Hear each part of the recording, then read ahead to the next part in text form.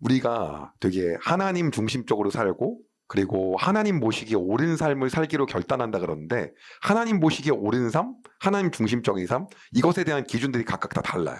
그래서 무엇이 정말 하나님 중심적이고 하나님 보시기에 합당한 삶이고 중심을 하나님께 두는 삶인지에 대해서 오늘 우리가 보는 내용을 통해서 여러분과 함께 한번 이야기를 한번 해보려고 합니다. 어떤 것이 정말 하나님 중심적인 삶 그리고 내 중심을 하나님께 두는 삶인지 이거에 대해서 같이 한번 이야기 한번 해보려고 해요. 이사야 선지자가요. 굉장히 많은 그런 왕들을 거치면서 활동을 했었어요. 이사야 선지자가요. 이 북이스라엘의 마지막부터 시작해왔고요. 남유다는 무려 우시야 왕부터 해서 요담, 아하스, 히스기야까지 그리고 마지막 므낫세까지 해서 거의 요담부터 요담, 아하스, 히스기야, 므낫세까지 4대 우시야는 아니더라도 4대를 걸치는 이러한 엄청난 기간 동안에 이사야가 활동을 했어요. 근데 이 이사야가 활동을 하는 그런 기간 동안에 계속해서 하나님께서 메시지를 던진 것들이 있어요. 뭐였냐면 사실 이사야는요. 어떤 선지자였냐면 부유층을 타겟으로 한 선지자였거든요. 그러니까 지도자 계층들과 그 다음에 이제 상류층들을 향해서 이야기를 하는 선지자가 사실은 이사야 선지자였어요. 그런데 이사야가 몇 번이고 경고한 게 뭐였었냐면 히스기야의 아버지, 이제 기억을 한번 해볼게요. 다시요. 히스기야의 아버지가 누구였냐면 여러분이 아시는 것처럼 아하스였어요. 근데 아하스에게 뭘 얘기하냐면요. 너네들 꼭 기억해야 될 게 있는데 하나님만 의지해야 돼라고 얘기합니다. 근데 히스기야의 아버지는요. 이렇게 얘기해요. 아니야. 지금 북이스라엘하고 아람의 연합군이 오는데 나는 아시리아에 의존해야지 하나님께 의존해도 될 게 아니야. 라고 해서 아시리아에만 의존합니다. 그래서 이사야가 그렇지 않다. 이거 다 해결할 분 하나님이다. 저들은 아무것도 아니다라고 계속해서 얘기를 하지만 아하스가 들어요? 안 들어요? 안 들어요. 그래서 어떻게 하냐면 결국은 친아시리아 정책을 펼칩니다. 그래서요 아하스는 친아시리아 위주로 하다 보니까요 뭔가 하나님 보시기에 안종을 할 수밖에 없었어요. 굳이 아하스 약간 좀 편을 들자면 어떻게 됩니까? 하나님이 하지 말라는 것들을 갖다가 다 해서 막 무슨 신도 섬기고 이신 저신 다 섬겨야지 왜 제단도 그들이 원하는 대로 쌓고 그들이 원하는 제사 방식하고 그러다 보니까 결국에는 하나님이 원하시지 않는 방식으로 가게 된 거였죠. 그런데 그렇게 했음에도 불구하고 어떤 거냐면 아시리아가 구원은 해줬습니다. 어떻게? 북이스라엘을 침공을 하면서 다 물러가게 했기 때문에 도와는 줬으나 그럼에도 불구하고 끊임없이 남유다는 아시리아의 수탈과 쟁탈 그리고 그런 굴욕적인 그러한 상황에는 계속해서 놓여져 있었어야 했어요. 그런데 문제는 뭐였냐면 이 이사야 선지자가요. 아하스 때만이 아니에요. 언제? 히스기야 때도 계속해서 얘기합니다. 뭐라고 얘기하냐면요. 하나님만 의지해야 돼. 하나님이 다 해결하셔. 라고 이야기합니다. 그래서 히스기야는요. 결국 이사야의 말에 순종을 해서 기도함을 통해서 마지막에 어떻게 됩니까? 완전히 예루살렘 성을 포위했었던 당시 아시리아의 왕이었던 사네립. 그렇죠? 사네립의 18만 5천 명의 대군을 갖다가 싹 다 하나님께서 다 끝장내주시죠. 성경에 의하면 천사가 내려와서 그들을 다 죽였다고 하는데 유대 신학자들에 의하면 전염병이었을 거라고 얘기를 합니다. 어쨌든 간에 그들이 싹 다 죽습니다. 이렇게 해서 아하스부터 히스기야까지 시기에 활동하는 선지자가 이사야였어요. 그리고 우리가 히스기야 시대까지도 지난번에 한번 대략적으로 이야기를 한번 해봤습니다. 그런데 이 시기에 활동하는 또 다른 선지자가 있었으니 그 선지자의 이름이 바로 누구냐면 미가였어요. 미가도 이사야하고 굉장히 비슷한 시기에 활동을 합니다. 그러면서 미가 역시도 엄청나게 영향력을 끼친 그러한 선지자로 성경에 남아있어요. 왜냐하면 후대까지도 엄청나게 영향을 미치거든요. 그래서 그 선지자는 누구였냐면 미가인데 미가에 대해서 한번 제가 들려드릴 테니까 잘 들어보세요. 미가서 1장 1절입니다. 유다의 요담 왕, 아하스 왕, 히스기 왕 때 여호와의 말씀이 모레셋 사람 미가에게 임했습니다. 미가는 사마리아와 예루살렘에 대한 계시를 받았습니다. 그래서 여기 보시면 알겠지만 이 미가도 북이스라엘 마지막과 남유다 요담부터 히스기야까지 이어지는 이 시기에 활동을 합니다. 대략 보시면요. 그러면서 이제 여기다가 사마리아에다가도 얘기를 막 해요. 마지막 멸망 직전까지. 그리고 이제 남유다에게도 폭풍으로 막 쏟아댑니다. 그럼 미가는 어떠한 마음을 가지고 어떠한 얘기를 이 시기에 했는지에 대해서 저하고 함께 한번 이야기를 해보도록 하겠습니다. 미가 선지자 같은 경우는요. 한 번 더 정리하면요. 서민층을 대상으로 사역을 했어요. 근데 이사야 선지자는요. 왕과 귀족, 상류층을 대상으로 해서 사역을 한 거예요. 그러니까는 파트가 좀 달랐던 거죠. 근데 미가 선지자의 별명의 뜻은요. 누가 여호와와 같은가라는 뜻이에요. 누가 여호와와 감히 같은가. 여호와와 감히 같은 사람이 있다 없다? 같은 분은 없다. 이게 미가입니다. 근데 미가 선지자의 별명이 뭐냐면 바로 남유다의 아모스였어요. 그러다 보니까 남유다의 아모스면 생각나는 게 뭡니까? 그렇죠. 정의. 예. 이거에 대해서 이제 외친 그러한 선지자입니다. 그래서 미가에 대해서 이야기를 조금만 더 하자면 어떠한 추가적인 설명을 하면 어떠한 예가 있었냐면 여러분 아시겠지만 남유다의 말기에 너네 망해. 너네 무조건 바벨론 포로로 끌려가. 너네 이제 다 망할 거야. 끌려가야 돼. 끌려가서 이 땅이 다 안식을 취하고 나면 너희들을 회복시킨 다음에 하나님이 돌이킬 거야 라고 계속 얘기했는데 당시에 제사장부터 시작해갖고 저놈을 죽이라고 막 했던 그 눈물의 선지자가 있는데 그가 바로 예레미야였어요. 근데 예레미야 때까지도 미가에 대한 이야기가 나옵니다. 어떻게 나오냐면 그게 한 100년 후거든요. 이렇게 나와요. 예루살렘이 폐허가 될 거고 나라가 망할 거고 그런데 이런 말을 듣고 예레미야 시절에 당시 사람들이 반응을 이렇게 했습니다. 한번 예레미야로 잠깐 가도록 하겠습니다. 예레미야 26장 8절에서 15절입니다. 여호와께서 모든 백성에게 전하라고 명하신 모든 말씀을 예레미야가 전하자 제사장들과 예언자들과 모든 백성이 예레미야를 붙잡고 너를 죽이고 말겠다. 네가 어찌 감히 여호와의 이름으로 그런 예언을 하느냐. 어찌 감히 이 성전이 실로의 성막처럼 무너질 것이라고 말하느냐. 어찌 감히 예루살렘이 아무도 살지 못할 황무지가 될 것이라고 말하느냐 하고 외치면서 예레미야에게 몰려들었습니다. 유다의 지도자들이 그 소식을 듣고 왕궁에서 나와 여호와의 성전으로 올라갔습니다. 그들은 여호와의 세문 입구에 자리를 잡고 앉았습니다. 제사장들과 예언자들이 유다의 지도자들과 모든 백성들을 향해 말했습니다. 예레미야는 죽어야 합니다. 그렇죠? 제사장들과 예언자들이 유다의 지도자들과 백성들을 향해서 지도자하고 백성 향해서 말한 거예요. 누가요? 제사장하고 선지자들이 말한 거예요. 예레미야는 죽어야 합니다. 여러분도 여러분의 귀로 직접 들었듯이 예레미야는 예루살렘에 대하여 좋지 않은 예언을 하였습니다. 그러자 예레미야가 유다의 모든 지도자들과 모든 백성들을 향해 말했습니다. 여호와께서 나를 보내셔서 이 성전과 이 성에 대해 이 말을 예언하라고 하셨소. 여러분들이 들은 것은 다 여호와께서 주신 말씀이요.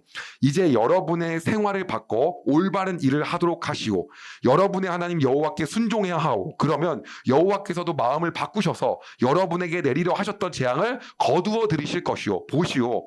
나는 여러분 손안에 있으니 여러분 마음대로 하시오. 예레미야가 한 말이에요. 그러나 나를 죽이더라도 이것만은 분명히 알아두시오. 나를 죽이면 여러분은 죄 없는 사람을 죽이는 것이 되오. 여러분뿐만 아니라 이 성과 이 성에 사는 모든 사람들도 그 죄에서 벗어날 수 없소. 그것은 나를 여러분에게 보내신 분은 정말로 여호와이시고 여러분이 들은 이 말씀도 여호와께서 주신 말씀이기 때문이요. 이때 예레미야는요 완전히 죽을 수밖에 없는 상황이었고요. 이렇게 말해도 저놈 죽여자 누구 생각납니까? 예수님 생각나죠. 예, 이렇게 해서 다 죽인 거잖아요. 누가 바리새인들과 이들이 다 죽인 건데요. 근데 이때 예레미야가 살아납니다. 어떻게 살아나면요. 예레미야가 이러한 예언을 한 것은요. 미가 선지자가 있던 100년 후였지만은 사람들이 미가 선지자가 예언했던 말들을 기억해요. 그러니까 그만큼 미가 선지자 영향력이 컸다는 거죠. 이렇게 말합니다. 예레미야 26장 16절에서 19절이에요. 유다의 지도자들과 모든 백성들이 이제 이들이 제사장과 선지자의 말을 들은 거예요. 예레미야 죽여야 된다고. 이들이 예언자들에게 말했습니다. 예레미야를 죽여서는 안 됩니다. 예레미야가 우리에게 한 말은 우리 하나님 여호와께서 주신 말씀입니다. 그러자 그 땅의 장로들 가운데서 몇 사람이 일어나 거기에 모인 모든 백성에게 말했습니다. 히스기야가 유다 왕으로 있을 때에 모레셋 사람 예언자 미가가 나오죠. 모레셋 사람 예언자 미가가 모든 유다 백성을 향해 이렇게 말한 적이 있습니다. 만군의 여호와께서 이렇게 말씀하셨다. 시온은 밭을 갈듯 뒤집힐 것이며 예루살렘은 폐허 더미로 바뀔 것이다. 성전 언덕은 수풀만 무성하게 될 것이다. 유다 왕 히스기야는 미가를 죽이지 않았습니다. 유다의 그 어떤 백성도 미가를 죽이지 않았습니다. 도리어 히스기야는 여호와를 두려워하며 그분을 기쁘게 해드렸습니다. 그래서 여호와께서도 생각을 바꾸시고 유다에 내리려 하셨던 재앙을 내리지 않으셨습니다. 만약 우리가 예레미야를 해치는 무서운 악을 행했다면 우리 스스로 무서운 재앙을 불러들이는 것이 됩니다.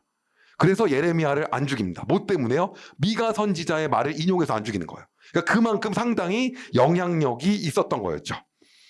이렇게 해서 미가는요 남유다하고 당시 북이스라엘에 어마어마한 예언을 해요. 그 미가가 했던 예언들을 잠깐만 보면 이렇습니다.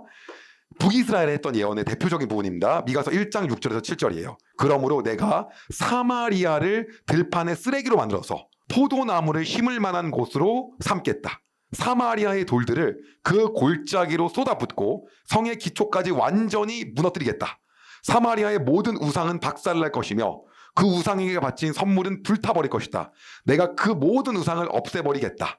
사마리아가 몸을 팔아서 벌었으므로, 이건 뭐냐면 신전 창기들이 몸을 팔아서 돈을 모으고 우상을 만들었다는 얘기입니다. 그 돈이 다시 창녀의 몸값으로 나갈 것이다. 이 말은요, 아스루 신전의 창기들에게 다시 그 돈이 지불되고 아스루에서 우상이 만들어질 거라는 얘기예요. 이러한 비극적인 일이 너희 북이스라엘에 일어나게 될 것이다. 이런 얘기를 해요. 그런데 문제는 뭐냐면요, 이 미가 선지자가 있을 때 다시 한번 보게 되면요, 이 뒷부분이잖아요. 근데 이때가 어떤 시대냐면 우시야 왕부터 시작해서 여로보암 2세의 영향이 계속해서 갑니다. 그러면 이게 뭐가 문제였냐면, 여러분 기억나실지 모르겠지만은, 자, 제가 요걸 한번 보여드릴게요. 이게 뭐예요? 여로보암 2세하고 우시야 시대에 어마어마하게 북이스라엘과 남유다가 커졌었죠.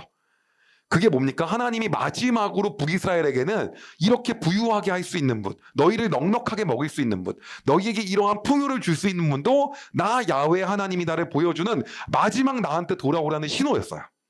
남유다는 우시아가 하나님 앞에 온전하게 순종했더니 하나님이 복을 주신 거예요. 그래서 당시에 이 지역을 다 합치면 거의 솔로몬의 전성기 때와 비슷했다라고 신학자들이 얘기를 하는 겁니다. 그런데 문제는 뭐냐면 이렇게 커지다 보니까 당연히 뭐예요? 나라가 증흥하고 부흥하고 발전하죠.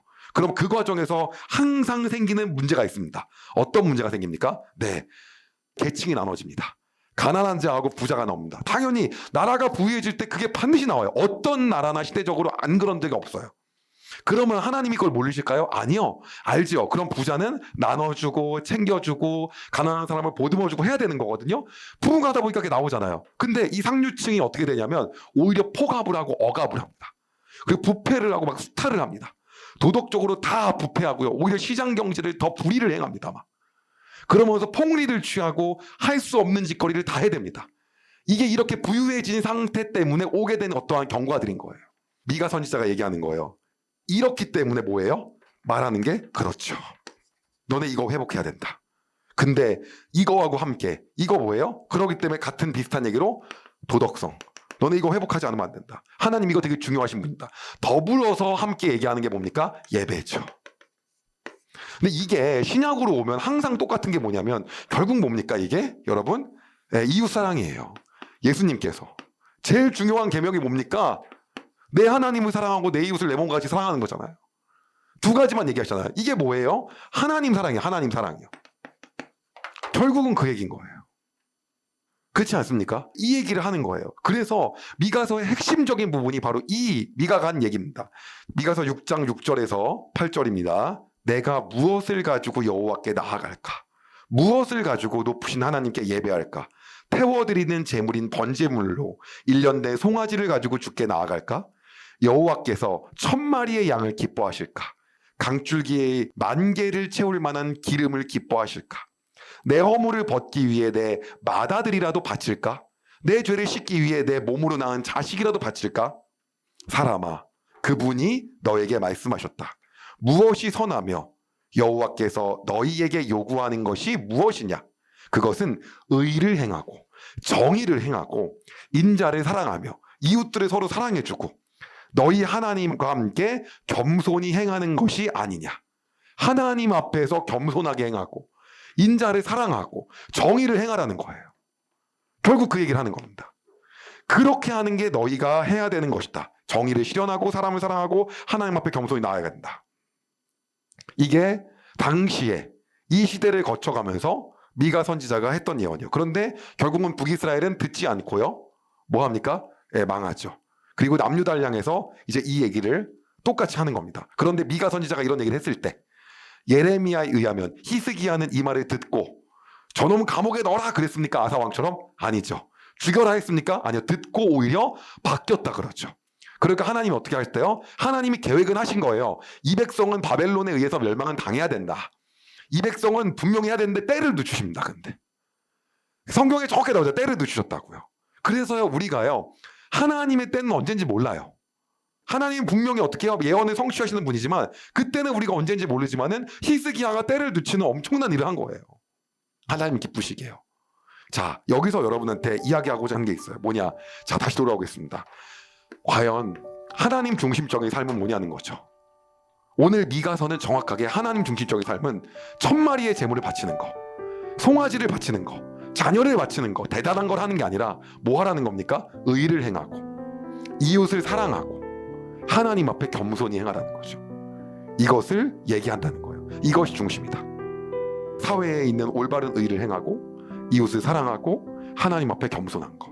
우리가 이 부분을 오늘 돌아보길 소망합니다. 이게 남유다 시절 히스기야 때까지 활동하던 선지자 미가가 했던 이야기들입니다. 오늘 이 얘기를 통해서 우리는 과연 우리의 삶에서 어떻게 정의를 행하고 있고 어떻게 이웃을 사랑하고 있고 그리고 어떻게 하나님 앞에서 오늘도 겸손하게 나아가고 있는지를 보시기를 소망합니다. 제가 기도하겠습니다.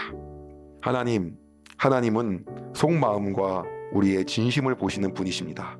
우리의 진심을 받으시고 역사하시는 분이십니다. 하나님, 우리의 내면에 하나님을 사랑하는 마음으로 가득하길 소망합니다.